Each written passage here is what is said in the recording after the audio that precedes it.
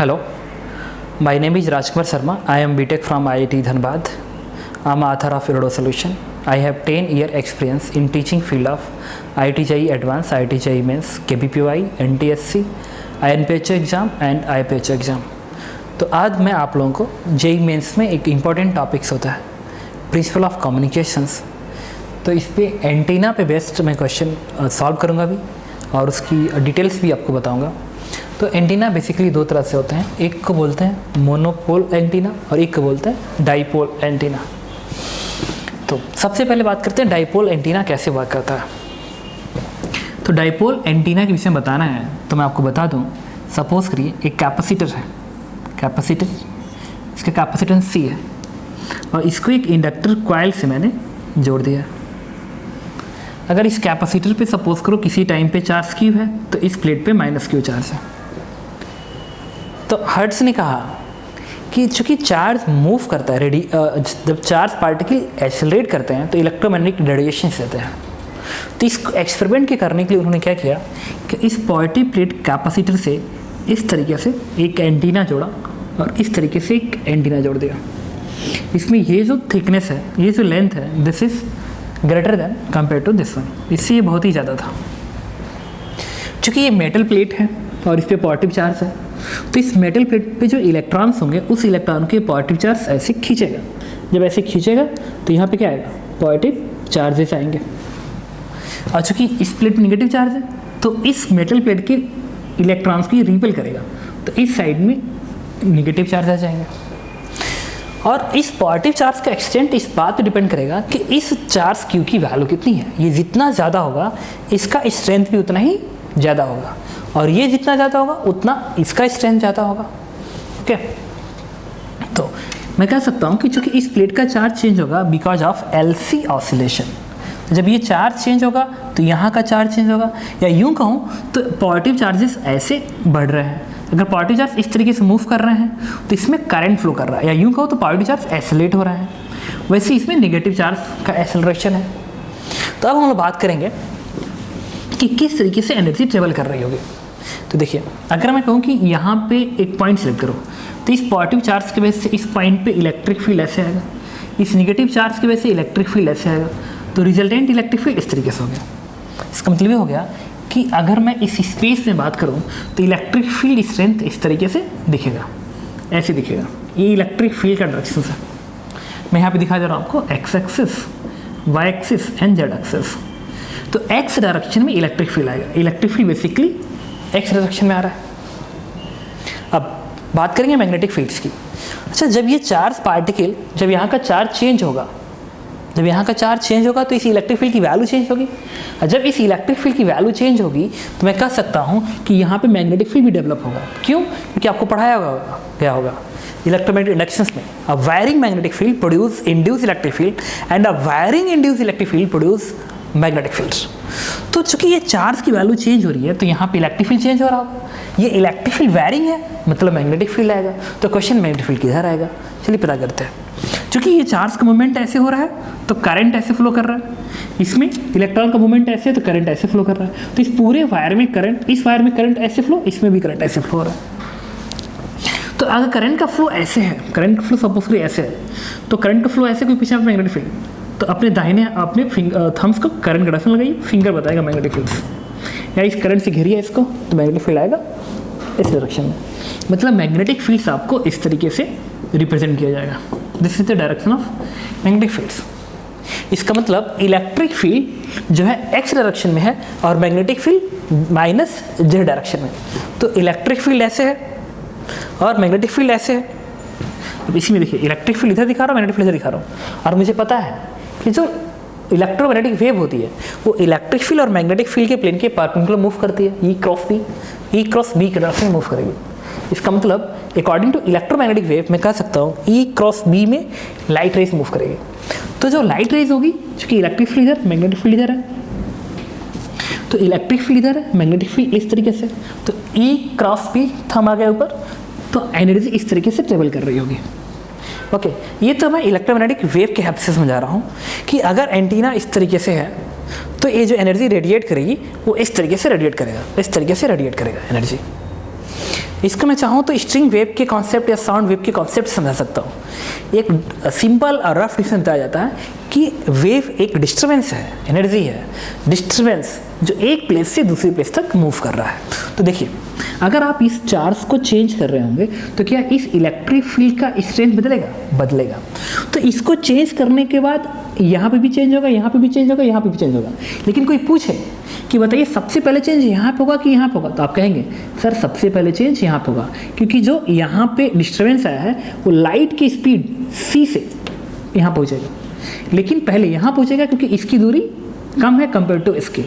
तो जो डिस्टर्बेंस आया कुछ समय बाद यहाँ पे, कुछ समय बाद यहाँ पे, कुछ समय बाद यहाँ पे, इसका मतलब डिस्टर्बेंस मूव किधर कर रहा है, ऊपर की ओर मूव कर रहा है, ऊपर की ओर मूव कर रहा है। ओके, तो मैंने आपको बता दिया कि अगर इलेक्ट्रिक फील्ड इधर है, मैग्नेटिक फील्ड इधर है, तो जो एनर्जी होगी वो इस तरीके से ट्रेवल करेगी, इलेक्ट्रोमैग्नेटिक रेडिएशन ऐसे ट्रेवल करेगी।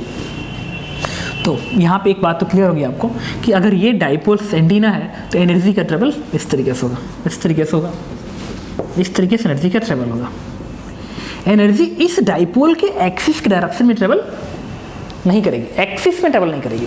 अगर ऐसा है तो एनर्जी इस तरीके से ट्रेवल करेगी। डाइपोल इज दिस वन, तो एनर्जी ऐसे, एनर्जी ऐसे ट्रेवल्स नहीं करेगी। इवन इस पॉइंट पे इलेक्ट्रिक फील्ड तो आएगा, बट एनर्जी ऐसे ट्रेवल, इलेक्ट्रिक फील्ड डायरेक्शन इधर है, या यूं कहो तो इलेक्ट्रिक फील्ड डायरेक्शन इधर, अगर इधर इलेक्ट्रिक फील्ड डायरेक्शन तो उसके परपेंडिकुलर एनर्जी ट्रेवल करेगी, वो ऐसे ट्रेवल नहीं करेगी। तो मुझे एक बात तो क्लियर समझ में आ गई कि अगर एंटीना इस तरीके से है तो एनर्जी का ट्रेवल ऐसे होगा, वो एक्सिस के डायरेक्शन में एनर्जी ट्रेवल नहीं करेगी। इलेक्ट्रिक फील्ड आएगा बट एनर्जी उधर ट्रेवल नहीं करेगी, इलेक्ट्रिक फील्ड के परपेंडिकुलर ऐसे ट्रेवल कर रही है। तो इस पे बेस होकर जो क्वेश्चन पूछा गया था वो क्वेश्चन इस तरीके से पूछा जाता है। कहा गया, एक सिंपल सा क्वेश्चन करते हैं जो कि हमारे टेस्ट में आ चुका है, हमारे यहाँ के टेस्ट में। उस क्वेश्चन में ये दिया गया था कि एक डाइपोल एंटीना से इस तरीके डाइपोल पे बेस्ड होकर हमारे टेस्ट में जो क्वेश्चन आया था, मैं सबसे पहले इसकी एनालिसिस करता हूँ। क्वेश्चन में ये कहा गया था कि एक डाइपोल एंटीना है जिसकी एक्सेस नॉर्थ और साउथ के डायरेक्शन में है, और आपका जो घर है वो उसके सीधे नॉर्थ डायरेक्शन में डाइपोल एंटीना है। जैसे इस तरीके से हमने एंटीना बना दिया, पॉजिटिव चार्ज नेगेटिव चार्ज का एंटीना बना दिया, और अगर हमने नॉर्थ और साउथ दिखा दें, ईस्ट और वेस्ट, तो आपका जो होम है वो यहाँ पे है, दिस इज़ योर होम, ये आपका होम है। तो क्वेश्चन कहा गया था कि अगर आपका होम यहाँ पे है और आपके सीधे नॉर्थ में ये एंटीना है, तो बताइए आपको कहाँ पे जाना पड़ेगा, इस एंटीना के किस साइड में जाना पड़ेगा ताकि आपको इस टेलीविज़न का सिग्नल सुनाई दे, दिखाई दे। ओके, तो देखिए ये जो एनर्जी ट्रेवल करेगी वो एनर्जी ऐसे ट्रेवल करेगी, इस एंटीना, ये जो एंटीना की लाइन है उसके पैरेलल ऐसे एनर्जी भागेगी। देखिए एंटीना ऐसे, एनर्जी ऐसे ट्रेवल करेगी। तो अगर एंटीना ऐसे तो एनर्जी ऐसे ट्रेवल करेगी, एनर्जी ऐसे ट्रेवल करेगी, ऐसे। इसका मतलब कि अगर आपका होम यहाँ पे है तो आपको टीवी सिग्नल्स दिखाई नहीं देंगे। तो टीवी सिग्नल्स को दिखाई देने के लिए, देखने के लिए आपको कहाँ शिफ्ट होना पड़ेगा, इस रीजन में शिफ्ट होना पड़ेगा ताकि आप ज़्यादा से ज़्यादा एनर्जी कैच करें। तो ये डायरेक्शन क्या है, ईस्ट है और इधर वेस्ट है। इसका मतलब कि इस एंटीना, डाइपोल एंटीना के इस डायरेक्शन में या वेस्ट डायरेक्शन में जो टाउन होगा आपको वहाँ जाना पड़ेगा, तब जाके आपको उस टीवी सिग्नल्स को दिखाई देगा। तो अगर ये एंटीना है तो आपको इस साइड, मतलब यूँ कहते हैं अगर एंटीना ऐसे है, एंटीना ऐसे है तो इसके प्लेन के परपेंडिकुलर, इस लाइन के परपेंडिकुलर आपको इधर या इधर आपको रहना पड़ेगा। तो अगर ये है और ये नॉर्थ है, नॉर्थ साउथ ईस्ट वेस्ट, तो ये टीवी सिग्नल देखने के लिए आपको इस डायरेक्शन में या वेस्ट डायरेक्शन में रहना पड़ेगा। ओके, तो मैंने आपको बताया डाइपोल एंटीना। अब थोड़ा इसकी लेंथ के विषय में बात करते हैं। ये लेंथ L के बराबर है। अच्छा, यहाँ से लेकर यहाँ तक का लेंथ में L है। This length is very very small compare to this length. Electromagnetic wave travel कराने के लिए इस एंटीना का जो लेंथ होता है, ये मिनिमम जो लेंथ होना चाहिए, it must be greater than λ/2, इससे ज़्यादा होना चाहिए। तो कोई पूछे कि डाइपोल एंटीना है, बताइए उसका मिनिमम लेंथ कितना होगा, तो answer is λ/2, where lambda is wavelength of electromagnetic wave जो कि आप इसी स्पेस में ट्रेवल करवा रहे हो। ओके, अब हम लोग बात कर रहे हैं मोनोपोल एंटीना। तो ये होता है, इसमें एक कंडक्टिंग प्लेट्स होता है और इलेक्ट्रोस्टैटिक्स का इमेज कॉन्सेप्ट का हेल्प लिया जाता है, जो कि इरोडो के अंदर बहुत सारे क्वेश्चन इस पर बेस्ड है, इसके हेल्प से सॉल्व किया जाता है। कहा जाता है कंडक्टिंग प्लेट है जिसका पोटेंशियल 0 अर्थिंग कर दी जाती है, अर्थिंग कर दी गई। यहाँ पे एक एंटीना यूज़ करते हैं इस तरीके से। अगर आपने इस एंटीना को पॉजिटिव चार्ज दिया तो कोई पूछे कि अगर एक कंडक्टिंग प्लेट है तो इस पॉइंट पे इलेक्ट्रिक फील्ड बताइए, कहाँ पे, किसी पॉइंट पे इलेक्ट्रिक फील्ड बताइए। तो इसको सॉल्व करेंगे हम इमेज कॉन्सेप्ट की हेल्प लेते हैं। क्यों? क्योंकि अगर इस पर पॉजिटिव चार्ज आएगा तो इस कंडक्टिंग में बहुत सारे इलेक्ट्रॉन्स होंगे जो कि इस पॉजिटिव चार्ज की तरफ शिफ्ट करेंगे, तो इसके सरफेस पे निगेटिव चार्ज आना शुरू हो जाएगा। तो इस सरफेस पे निगेटिव चार्ज आना शुरू हो जाएगा। तो कोई पूछे इस पॉइंट पे इलेक्ट्रिक फील्ड बताइए, कैलकुलेट करिए। तो कैसे कैलकुलेट करेंगे? तो इसके लिए हम लोग क्या करते हैं, इमेज कॉन्सेप्ट कर लेते हैं। कहते हैं कि यह पॉजिटिव चार्ज है, इसके करस्पॉन्डिंग यहाँ पे निगेटिव चार्ज होगा, निगेटिव चार्ज होगा। और ये जो निगेटिव चार्ज है बेसिकली ये इसी कंडक्टिंग प्लेट पे निगेटिव चार्ज का इक्विवेलेंट कहलाता है। इक्विवेलेंट मतलब कोई पूछे कि बताइए इस पॉइंट पे इलेक्ट्रिक फील्ड की वैल्यू कितनी है, तो आपको क्या करना होगा, इस पॉजिटिव चार्ज का फील्ड निकालेंगे और इस कंडक्टिंग प्लेट पे इंड्यूस चार्ज का फील्ड लिखेंगे, जोड़ देंगे, आंसर आ जाएगा। सिमिलरली इसी बात को ऐसे कर सकते हैं आप, इस पॉजिटिव चार्ज का फील्ड लिखिए, इस निगेटिव चार्ज का फील्ड लिखिए और जोड़ दीजिए, आंसर आ जाएगा। इसका मतलब क्या है कि ये जो डायग्राम है इसका इक्विवेलेंट डायग्राम है। तो देखिए, तो this is the monopole antenna, एक ही एंटीना आप यूज़ कर रहे हैं और अगला काम तो इमेज से हो जा रहा है, नेगेटिव वाला काम। तो इस पॉइंट पे फील्ड देखिए, तो इस पॉजिटिव चार्ज का फील्ड ऐसे, नेगेटिव का अपनी तरफ दिखाएंगे, रिजल्टेंट बन गया ऐसे। इसका मतलब ये हो गया कि इलेक्ट्रिक फील्ड्स का वेक्टर्स इस तरीके से होगा। This is electric field vectors.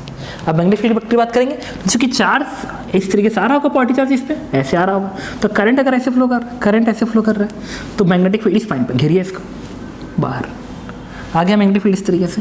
तो अगर मैग्नेटिक फील्ड इस तरीके से आ गया, इस तरीके से आ गया, तो चूंकि इलेक्ट्रिक फील्ड ऐसे और मैग्नेटिक फील्ड इधर है, या अगर चार्ज ऐसे जाएगा तो मैग्नेटिक फील्ड आप क्रॉस से दिखा दीजिए, आप क्रॉस से दिखा दीजिए। मतलब जो भी होगा मैग्नेटिक फील्ड इस व्हाइट बोर्ड के प्लेन के परपेंडिकुलर होगा। तो ई क्रॉस बी, तो ई इधर है, बी अंदर, तो ई क्रॉस बी, हम इधर आ गया। तो इलेक्ट्रिक फील्ड इधर, मैग्नेटिक फील्ड प्लेन के परपेंडिकुलर, तो एनर्जी इस तरीके से ट्रेवल करेगी, ऐसे एनर्जी इस तरीके से ट्रेवल करेगी, ऐसे ट्रेवल करेगी। इसका मतलब अगर एक डाइपोल, एक मोनोपोल एंटीना आप ऐसे रख रहे हो तो एनर्जी इस तरीके से ट्रेवल करेगी, एनर्जी ऐसे ट्रेवल करेगी। अगर एनर्जी ऐसे ट्रेवल करेगी, ऊपर को नहीं जाएगी, तो आपको जो होम होना चाहिए वो इसी डायरेक्शन में इधर हो या इधर हो, तभी जाके आप सिग्नल को पकड़ पाएंगे। अगर आपका होम इधर है, आप सिग्नल को पकड़ नहीं पाएंगे। ओके, तो आपका होम इधर होना चाहिए, इधर होना चाहिए। अब दूसरी बात आती है इस लेंथ की, इस लेंथ एल की वैल्यू कितनी होनी चाहिए। तो देखिए, यहाँ से लेके यहाँ तक लेंथ एल होता है, तो ये length L upon 4, L upon 2 से ज़्यादा होना चाहिए। तो अगर ये लेंथ एल है, अगर ये लेंथ एल है तो भी लेंथ एल होगा, तो यहाँ से लेके यहाँ तक 12 क्या रहेगा ना, तो this 12 must be greater than λ/2 according to this concepts. तो ये एल, तो ये भी एल, तो 12 is greater than λ/2, then L is greater than λ/4। इसका मतलब मोनोपोल एंटीना का यूज़ करके अगर एनर्जी हमें भेजना है, रेडिएट करवाना है, तो मोनोपोल एंटीना का लेंथ λ/4 से ज़्यादा होना चाहिए। और अगर वो डाइपोल एंटीना है तो उसका लेंथ λ/2 से ज़्यादा होना चाहिए। ओके, और एनर्जी, ये जो एंटीनास होते हैं अपने लाइंस के पैरेलल्स ऐसे भेज रहे होते हैं, मतलब रेज का डायरेक्शन, मूवमेंट का डायरेक्शन इसके परपेंडिकुलर होता है, तो ऐसे मूव कर रहा होता है। तो आपका जो होम होना चाहिए इसी के पैरेलल, इधर हो या इधर हो, तो जाके आप सिग्नल पा पाएंगे। Okay, thank you.